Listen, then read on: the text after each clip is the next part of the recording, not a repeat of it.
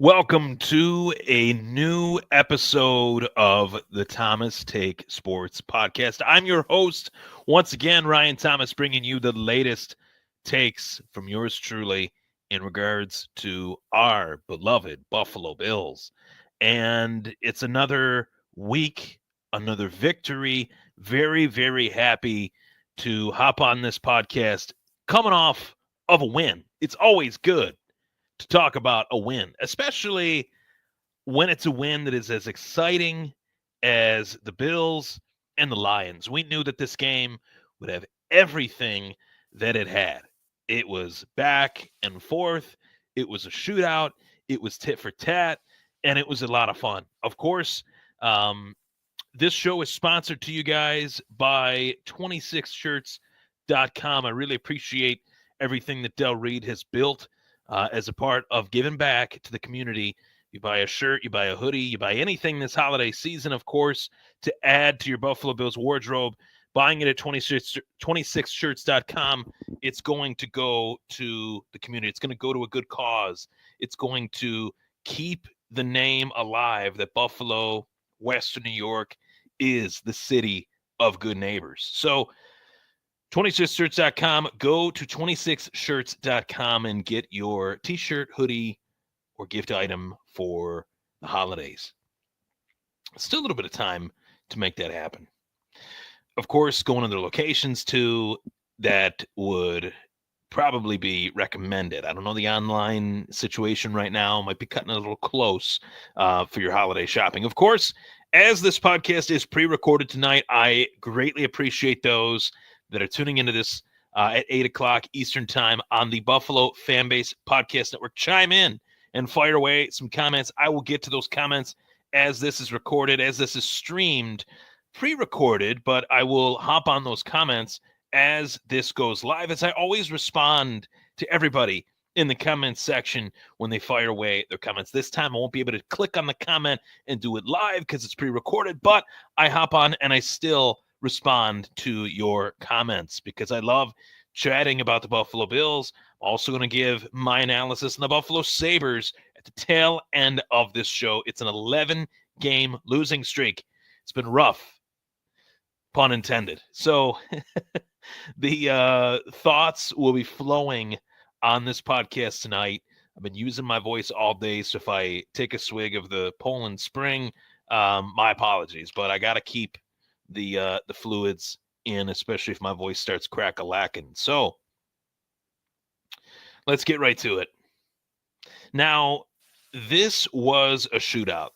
Let's make no mistake about it, but it was a victory. The Buffalo Bills beating the Detroit Lions 48-42. Now, the Buffalo Bills hold an honor that no team has.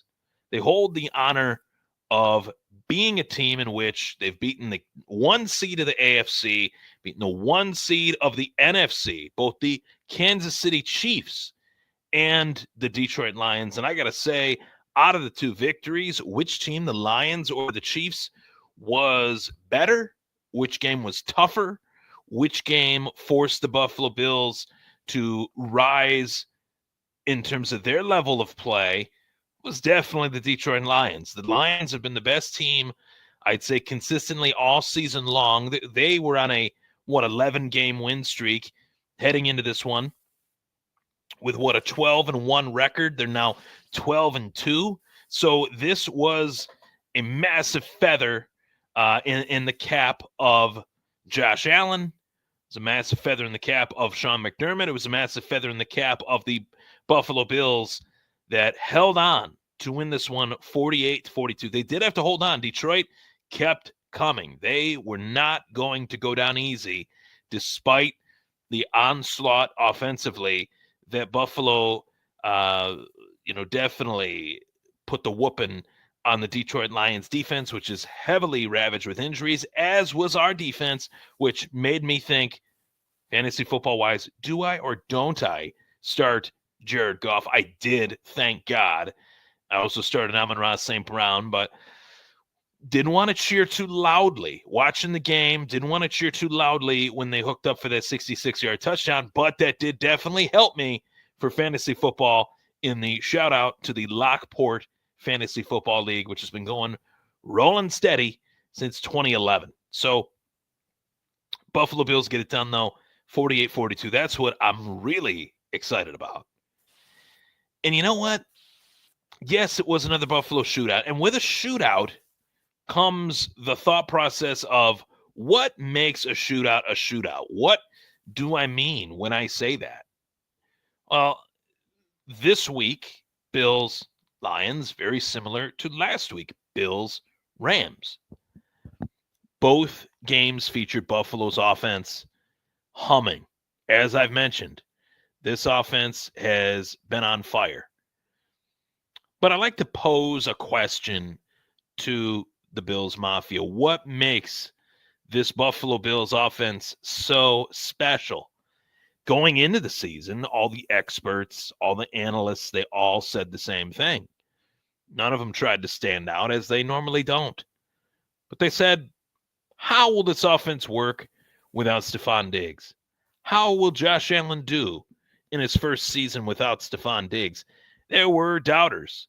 There were naysayers. There were, dare I say, haters to the idea that Josh Allen would be A-okay without Stephon Diggs. And furthermore, that the Buffalo Bills offense would not be good enough without Stephon Diggs, that no one else would step up in the absence of Stephon Diggs, despite the fact that Josh Allen is the player that he is, despite the fact that Khalil Shakir was the player that he was last year. He's no different this year. Statistically, he's doing his thing. Once again, despite the fact that Dalton Kincaid was one of the best young tight ends in the game going into this season, coming off of a good rookie year, despite the fact that Kincaid and Knox are two of the best tight ends, maybe on one team in the entire NFL. They didn't take those things into account.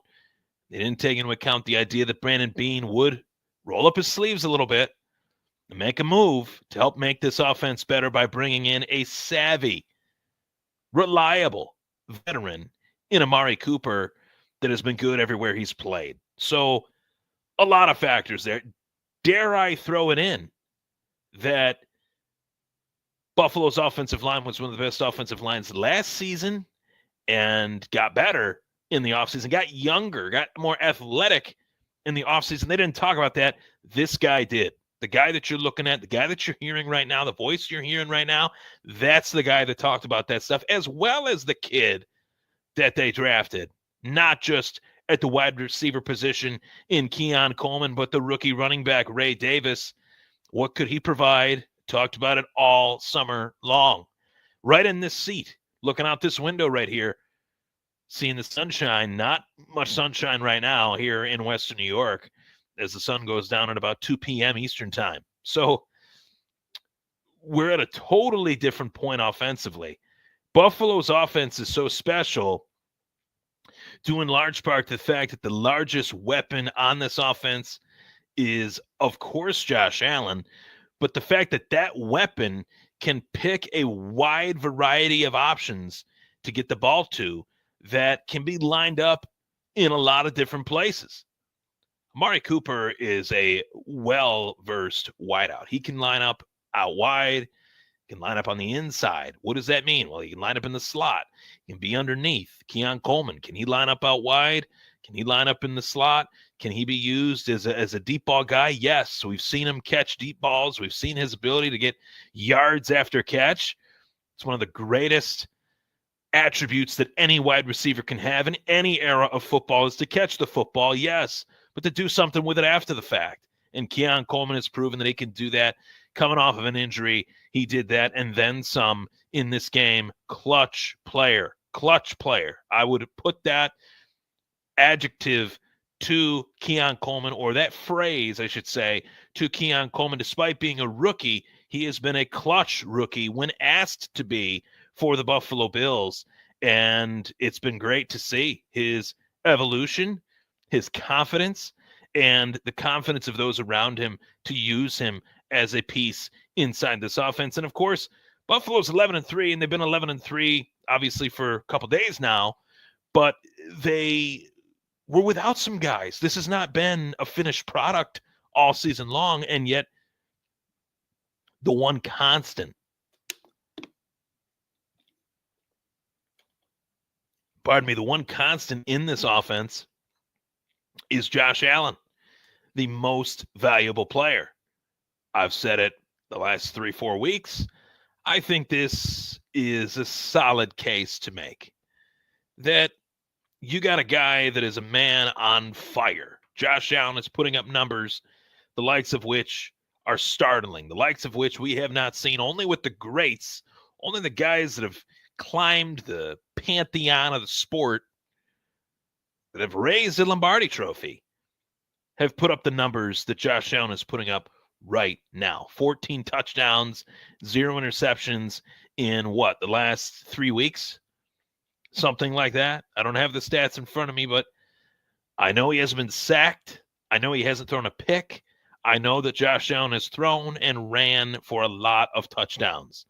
And I also know that, yes, fantasy football-wise, no quarterback has had a greater 2-week stretch than Josh Allen for fantasy purposes. 52 points last week, 44 points this week. Incredible numbers from Josh Allen. But going into the stats is one thing, but actually understanding the value of the stats is another. And to me, yes, there's a lot to take away with this offense and what they were able to accomplish and what they were able to do.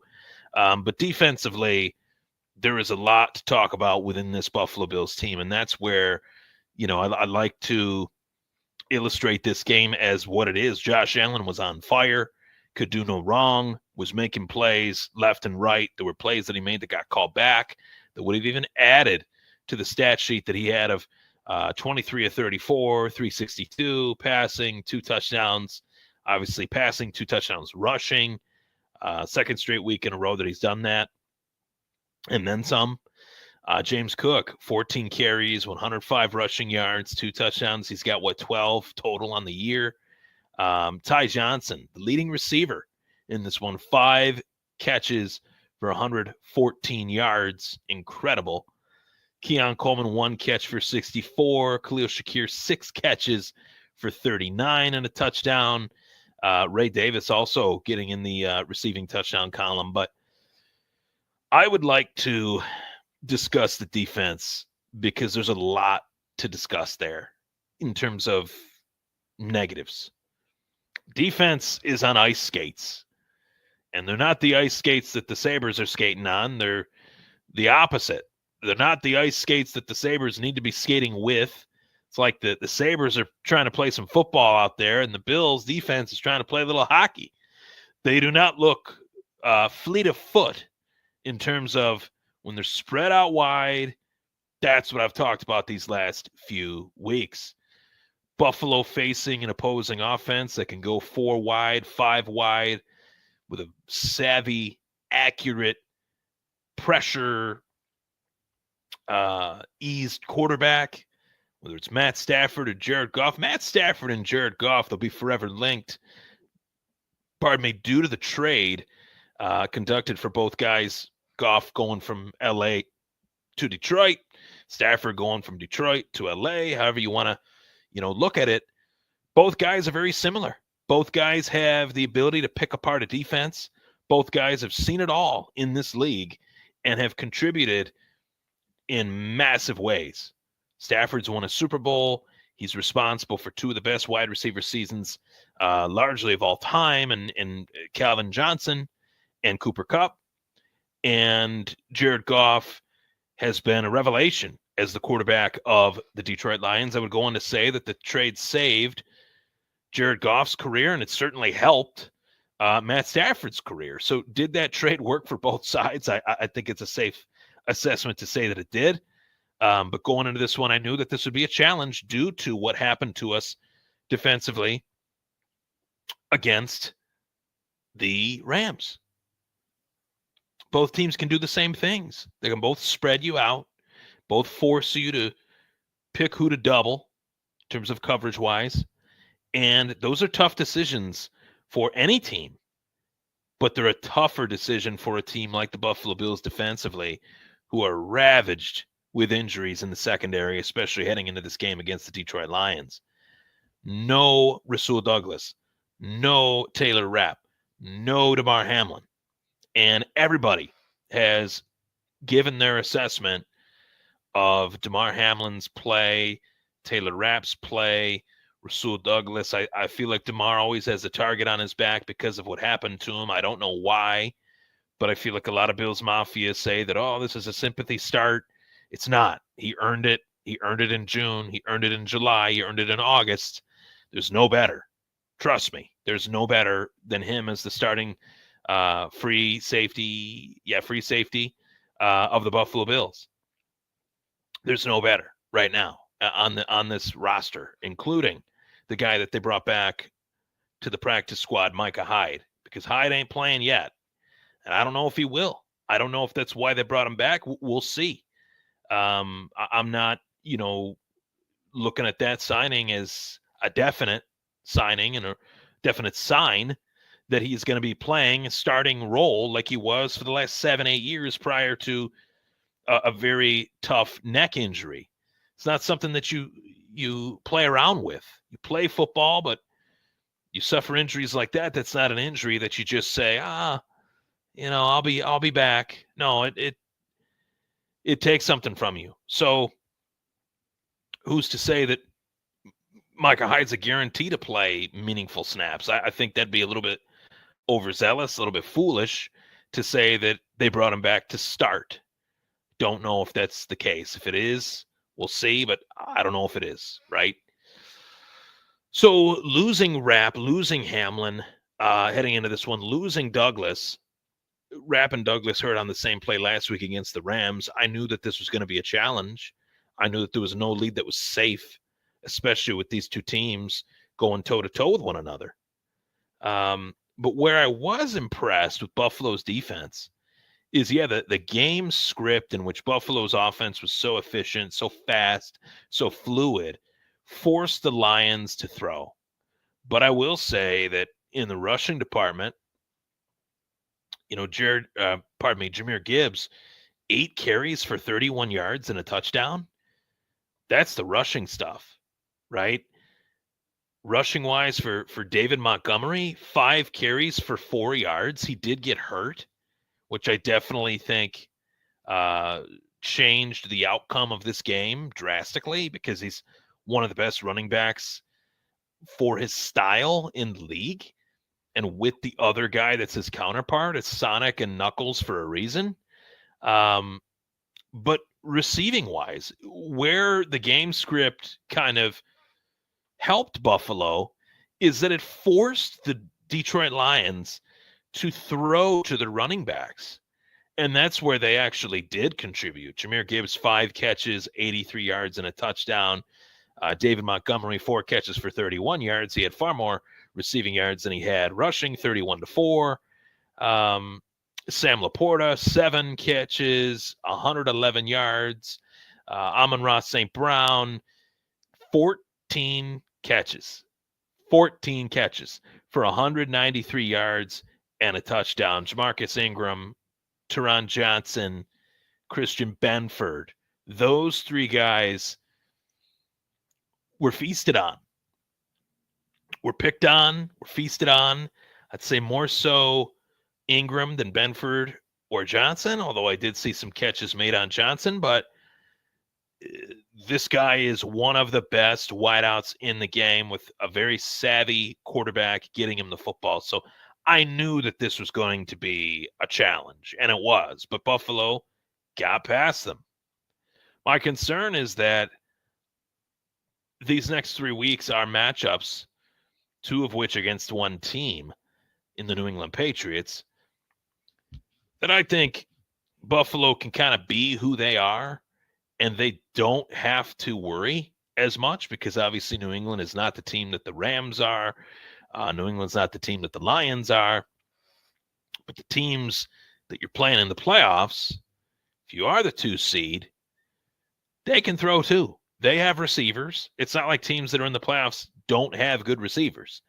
So this secondary in particular, they got to get it right. They got to figure this out. It's got to be figured out. It's got to be figured out to a point where they can get through this wild card round, get to the divisional round, get past whoever they play in the divisional round, whether it's the Chiefs or anybody else, get back to the AFC Championship game, more likely than not as the higher seed than the team that they're playing, which means that AFC Championship game would be in Orchard Park, New York, Old Orchard, as Julian Edelman refers to it as.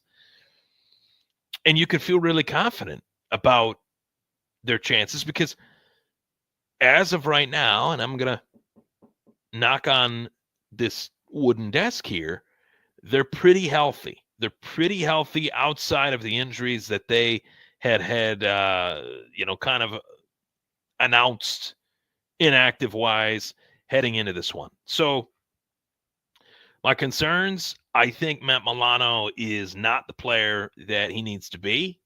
I think a lot of that has to do with the injuries that he's suffered these last couple of years. And now he has suffered another injury, a groin injury, which is not something that you just gloss over. It's nagging. It takes time. It's annoying. It's an annoying injury, and it's frustrating for me to say this, but Matt Milano, I think, is only going to continue to get hurt because that's what I've seen these last couple of years, and he's only getting older. You have to look at this game. You have to look at this game as each player has a shelf life. Each one has its own shelf life. Each player plays this game as if it is a business because they understand that it is just as much as anybody. But the fans, they fall in love with players. They want that player that they fall in love with to be here forever. It just does not work that way. Trey White, Jordan Poyer, Micah Hyde, who was brought back, as I mentioned, they can tell you that. Bruce Smith, Andre Reed, Thurman Thomas, they were cut in one day after playing for the Buffalo Bills for almost, 2 decades each, at least in the case of Bruce and Andre. Bruce and Andre, they get cut. They go to Washington. Thurman gets cut. He goes to Miami to try to squeeze the juice that's left in South Florida to stick it to the Bills. Don't let anybody tell you different. He would even tell you the same. He was pissed. He was frustrated.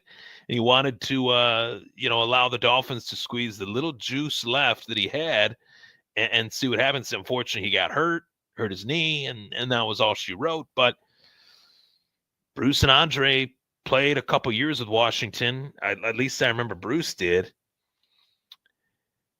But they weren't what they were. And that is what I'm saying about Matt Milano. I really fear that he is not what he was, and I don't know if he ever will be again. And I think that it's safe to say that if Brandon Beane has made the decisions that he's made over this last offseason with guys like Trey White, I don't know why Bills fans wouldn't think that he'd make the same decision again, if need be, with Matt Milano. And it's a tough thing to say because I really don't want to come off as if I'm disrespecting Matt Milano in any way, shape, or form. I love the guy. He's been a great player for us for the better part of the last 7, 8, 9 years. Drafted as a mid-round guy, but last week against the Detroit Lions was not a good week for him. Prior to the injury, he was not playing well. And you have a younger guy in Dorian Williams who is experienced because he's played for Milano for pretty much the last couple seasons. And I think that he's the next man up. And you could even add to that via the draft. And that's a 2025 discussion, but it's a discussion that I think is impacting the team right now. And it's a discussion that I think that position is so crucial to the teams that they play in the playoffs. They need the second level of the defense to be what it needs to be. Guys that can cover the wideouts, guys that can cover the tight ends, guys that can track the ball in the run game. And I just don't see that version of Matt Milano right now. And I know he's trying to work some things out.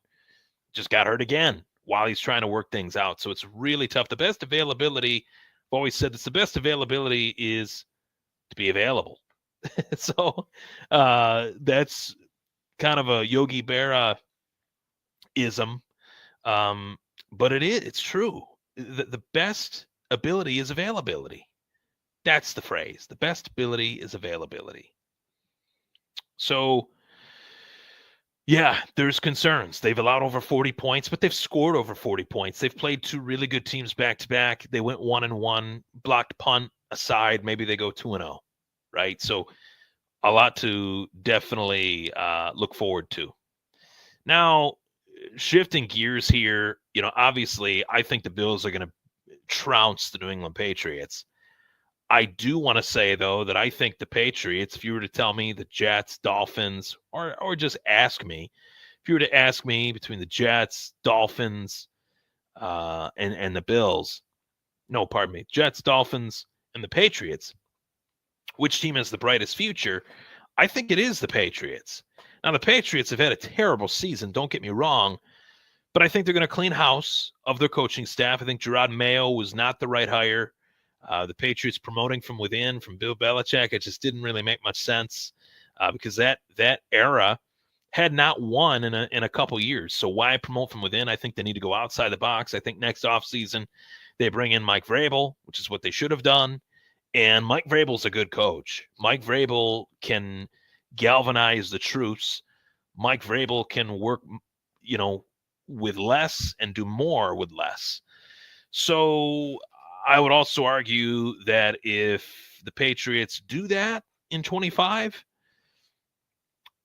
the best quarterback that Vrabel will have ever worked with is Drake May. I like Drake May a lot. I think that he can be a franchise guy, and he reminds me a lot of Josh Allen, to be quite honest with you.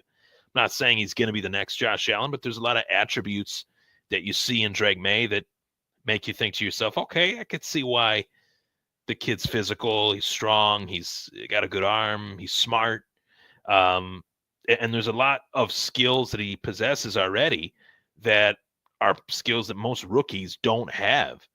And they're skills that you can grow upon. So that is what you look for in a prospect, skills that they already have that I can mold, that I can work with. I liked Bo Nix and Drake May a lot coming out of this draft, as well as Jaden Daniels. You guys know I was not a big Caleb Williams guy.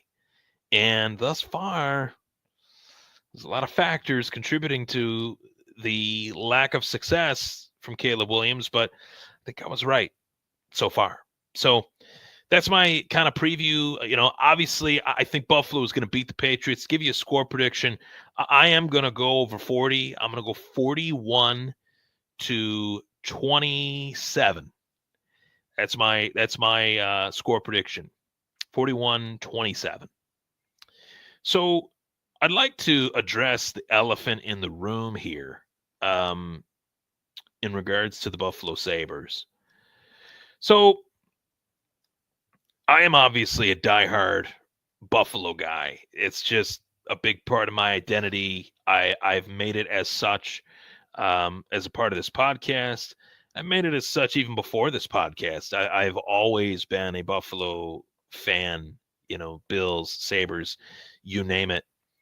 And what really bothers me right now more than anything is the fact that you got the tale of two teams. You got two teams that one team is what they are.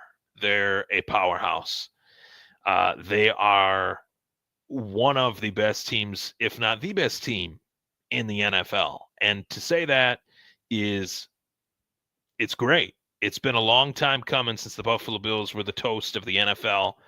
They came so close 4 straight years, yet so far, right? And especially losing one by 1 point, that being the first one, and then the 3 that followed after that was just one thing after another with those 4 straight Super Bowls. They could go on and on about why they lost those games, how they lost those games, but is just a collection of things in a team game. You do the same thing with the Buffalo Sabres in 1999. They lost to the Dallas Stars on a controversial goal from Brett Hull, which is still looked at as the most controversial goal in NHL history, at least one of them. So at the very least in Stanley Cup history. So if the height of the sport is the Stanley Cup and it's controversial goal, it determined who won the Stanley Cup, for crying out loud. I'd like to think that it's the most controversial goal ever that should not have counted. Then you go to my prime years as a kid, 2005, 2006, 2007, 05, 06, 06, 07. The Buffalo Sabres, without a shadow of a doubt, were by far the best team in the Eastern Conference. Now, the reality is that they were the best team in the Eastern Conference in 06, 07 by a wide margin record-wise. But the year prior, they weren't supposed to be in the Eastern Conference Finals. They were looked at as an afterthought. And the scary good Buffalo Sabres, nobody thought that they would be scary good until they were scary good, which was what made that season such a Cinderella story, that they could be looked at by Sporting News and the hockey magazines and everything as a basement dwelling franchise coming out of a bankruptcy, not almost bankruptcy, but a bankruptcy that put the ownership in the hands of the commissioner. Gary Bettman at one point was overseeing the Buffalo Sabres while he was trying to field offers from potential,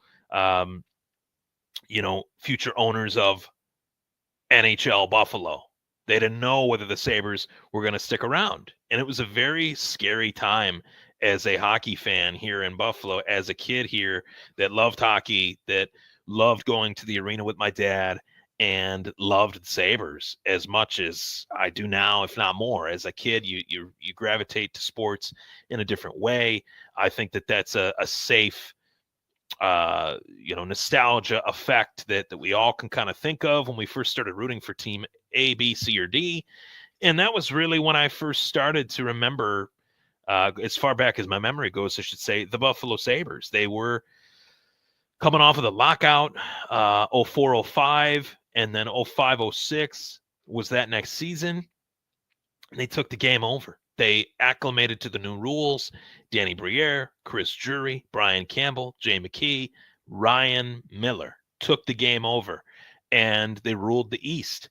They go to Game 7 against Carolina. They come up short. They then go to 05-06. They start the season off winning 10 straight.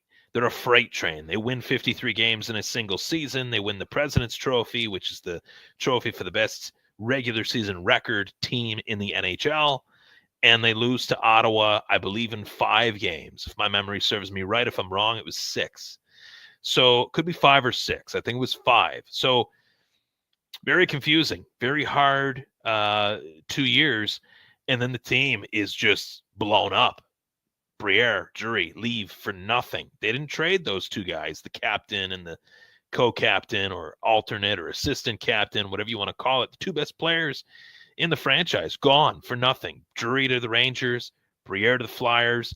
20 plus years later, they're the GMs of both of those franchises. And 20 plus years later, the Buffalo Sabres are in the midst of a 13-year, going on 14-year playoff drought with superstar expectations littered throughout this, a tank or two in this drought, and bringing back a legend in Coach Lindy Ruff, and yet the Sabres cannot get out of their own way. They are a terrible team at this time. When I say they're a terrible team, there are players on this team that I really feel for. Number one, Alex Tuch, a true Buffalo guy, born and raised in Syracuse, grew up wearing a Tim Connolly Sabres red jersey, goat head jersey, loves this team, loves this city, and is one of the few guys that I can say that about that's played here in the last 15, 20, 30 years that I've been around, plus pushing 33 here. But Alex Tuch is a special guy. He's a special guy. He's a special player, one of the top players in NHL takeaways. Tage Thompson is a tower of a man, streaking down the center ice as a centerman in this league. Very hard to game plan for. And, of course, the prodigy, or shall I say defensive guru himself, Rasmus Dahlin. And Dahlin took a couple years to get to the level that he is at now. But he's been hurt. He's been out of the lineup for the last few games, and I think that it's played a huge part in this losing streak. I do. Rasmus Dahlin is that talented. He's that good. Ukko-Pekka Luukkonen. It's been years since I've talked about a goalie and as glowing a light as Ukko-Pekka Luukkonen. And the Sabres have had good goalies. Robin Lehner was not terrible. Linus Ullmark. Is he terrible now? No, he's not. But it's another story for another day. UPL has blossomed into a great goalie. One of the better young goalies in this league, but the defense is not holding their end of the bargain. They're allowing them to face way too many shots. They're not blocking shots. They're not staying in front of the net. They're not staying on their guy. They're gravitating 2-on-1, gravitating 3-on-1. So the guy just passes it back to the guy that's now uncovered, and he takes an empty shot at the net that is 1-on-1 with UPL. Sounds so simple, and that's not the only problem, of course, but this team has been bad for so long as I have no doubt in my mind that this is a great town for football and hockey. But it pains me that kids my age now, we can remember when they were great. We can remember those teams that I mentioned. But the kids that were my age then, I guess I should say the kids that are like 13, 14, 15 now, they have no recollection of the Sabres being anything because they've been in a playoff drought for 13 going on 14 years. And it's the same reality that I faced for a long time as a Buffalo Bills fan. When the Bills were going through their drought, Dad, my grandfather, they tell me, wow, the Bills, man, they were so good. At one point, they got this close, yet this far, but they were really good. Go watch them on YouTube. That's all these kids can have as far as a taste of the Sabres being great. Going back to YouTube from 05, 06, 06, 07, and this team has been a joke the last 13 years. And I don't know, as I sit here in the last 8 or 9 years since I've been doing this podcast, I always feel like the best part of this is that I can give an answer. I can give a resolution, a plan forward for the Sabres. I don't know what that is right now. I don't know what that is. I don't have one because they've done everything. They've tanked for young players, for high picks. They got Jack Eichel. How'd that work out? They traded for Ryan O'Reilly moments after they drafted Jack Eichel. How'd that work out? They had Sam Reinhart. How did that work out? And how is it working out for those guys now? How is it working out for Sam Reinhart, Jack Eichel, Ryan O'Reilly, Linus Ullmark, Brandon Montour, Evan Rodriguez, all these former Sabres littered throughout the league on great teams, making an impact with the team that they're playing for. I think the biggest problem with the Buffalo Sabres right now is what plagued the Buffalo Bills. And it's a word that is so cliche, I almost throw up every time I think it in terms of sports, but it's so true. Culture. A culture is the biggest factor in what can turn a situation around or what can allow it to remain the same, for better or for worse. And right now, the culture of the Sabres is a losing culture. There's not one player on this team really that understands what it means to be successful in the National Hockey League. There is only one former Sabre in the National Hockey League that played in a playoff game for the Buffalo Sabres. One active player in the entire National Hockey League that remembers what it's like to put on a Buffalo Sabres jersey and play a playoff game, and that is Tyler Myers. He has been off the team for 10 years. 8 years, something like that. 8, 9 years maybe. Traded away for Evander Kane, another former Buffalo Sabre that was jettisoned, that was too much of this or too much of that, just like all the other guys I mentioned. And a lot of this, guys, a lot of this has to do with the media. The media in Buffalo, GR, all of it. They are partially responsible for this disaster. Make no mistake about it. They have chewed up and spit out so many players that have played in blue and gold, red and black, navy and gold, whatever you want to call it, royal blue and gold, whatever you want to call it, whatever version of the Sabres that we've seen the last 13 years, I have seen it all. I've lived it, and I've heard it. I remember when Ryan O'Reilly said that he was losing his passion for the game. I'll get rid of that guy rather than let's question what he's actually talking about. Let's actually listen to why he might be losing his love of the game. Let's actually hear out a player that was looked at as a captain-like player in this league, was a captain at a high level in Colorado, and was a highly sought-after talent that Buffalo was able to recruit.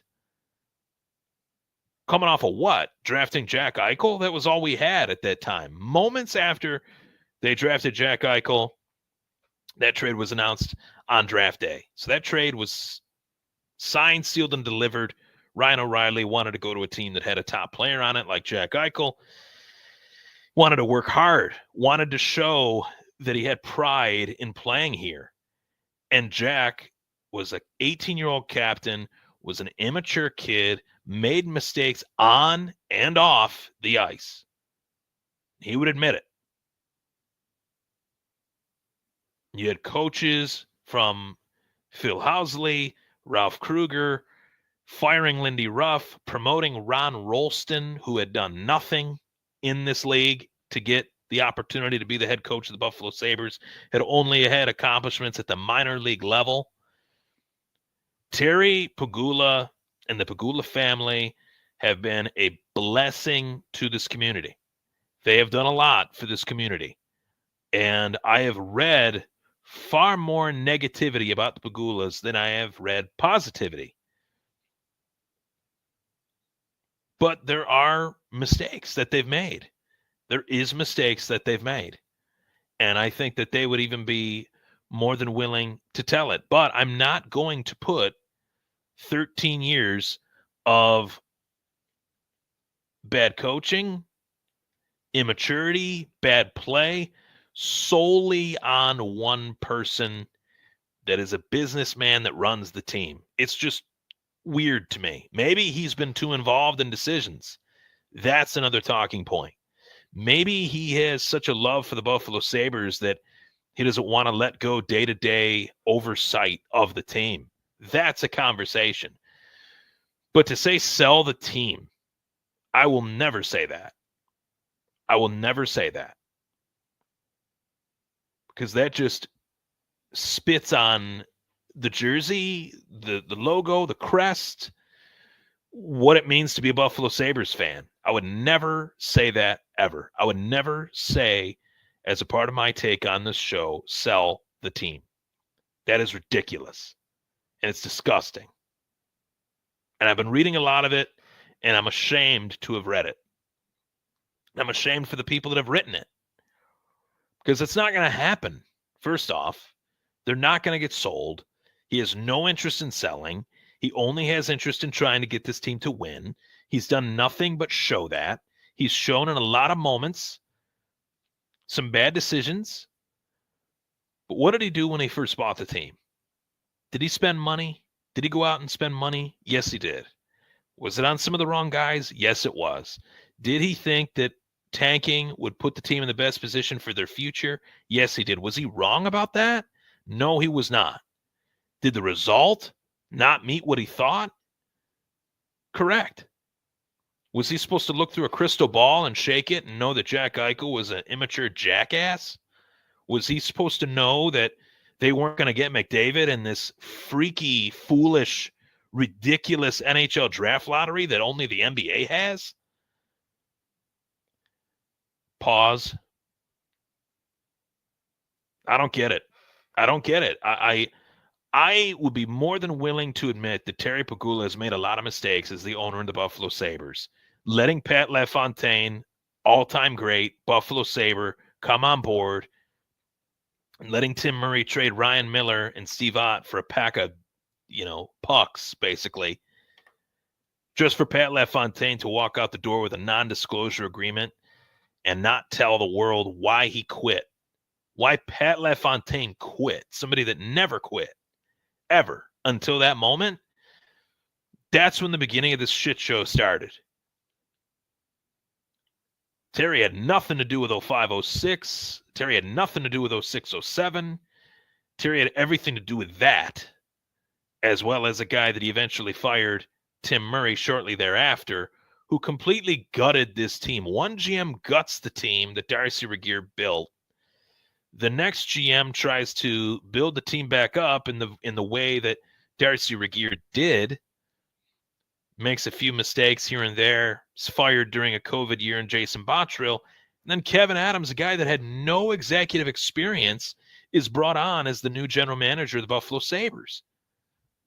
He ran the Buffalo Junior Sabres, a kids hockey team, and was put in the position of being a National Hockey League GM.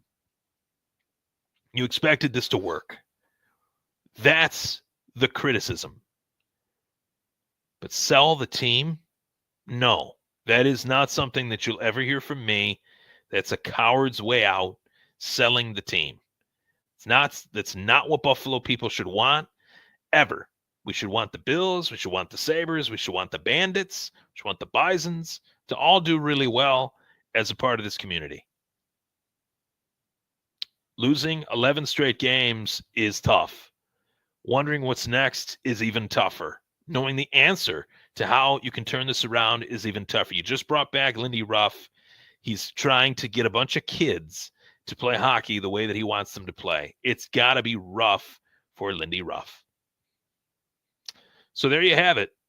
That was the Thomas Take Sports Podcast. That was a hell of a show. 47 minutes. I did not think I'd go that long tonight, but I really appreciate you guys tuning in. I wanted to give you guys everything and then some. Hopefully I did that.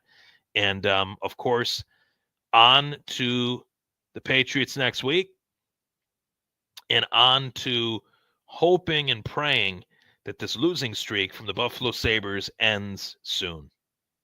Take care, and I'll see you guys next week. Actually, I won't see you guys next week. It's Christmas. I'll see you guys in 2 weeks. Merry Christmas, everybody.